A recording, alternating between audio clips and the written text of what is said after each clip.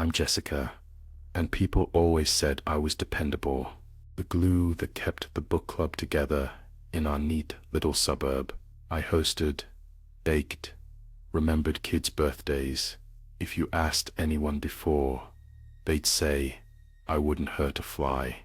Now, there are candles outside my home, flowers and faces on the news, neighbors whispering about the massacre at the last book club meeting. I still hear the officers repeating it, their confusion thick in the air. How could 5 women die so violently, in such a perfect house, in such an ordinary neighborhood?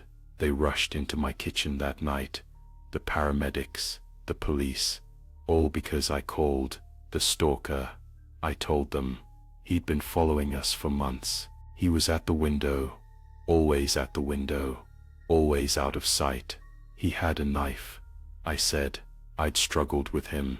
There were marks on my arms, the ones I made myself. I wonder if they believed me. I gave them everything, shaky voice, wild eyes, fear painted across my face.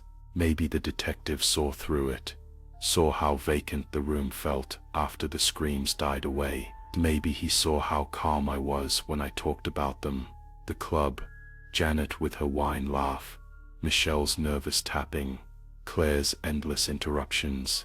Maybe he wondered why there was no sign of forced entry, why my fingerprints were everywhere, but they wanted to believe me. People like me don't do things like that. I remember how easy it was at first, slicing into the dark with the sharp kitchen knife, reeling at the heat of blood, at how quickly their voices grew silent beneath my hands. It was almost like something took over, like all those years I sat quietly listening, folding their secrets into neat little piles, waiting. Did I hate them? I'm not sure I'd call it that. They just talked too much, and I needed them to stop.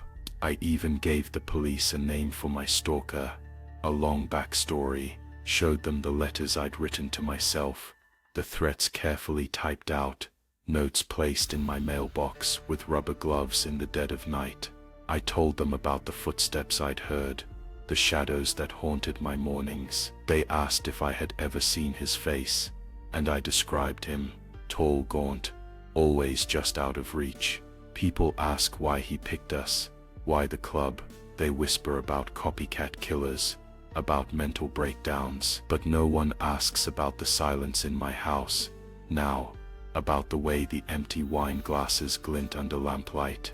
No one notices when I set plates for the others, hoping they'll return, half remembering their smiles, waiting for their gossip to spill out across my table again. There are nights when I think I see them, reflected in the dark window, pale hands pressed against the glass, mouthing questions, demanding to know what I've done.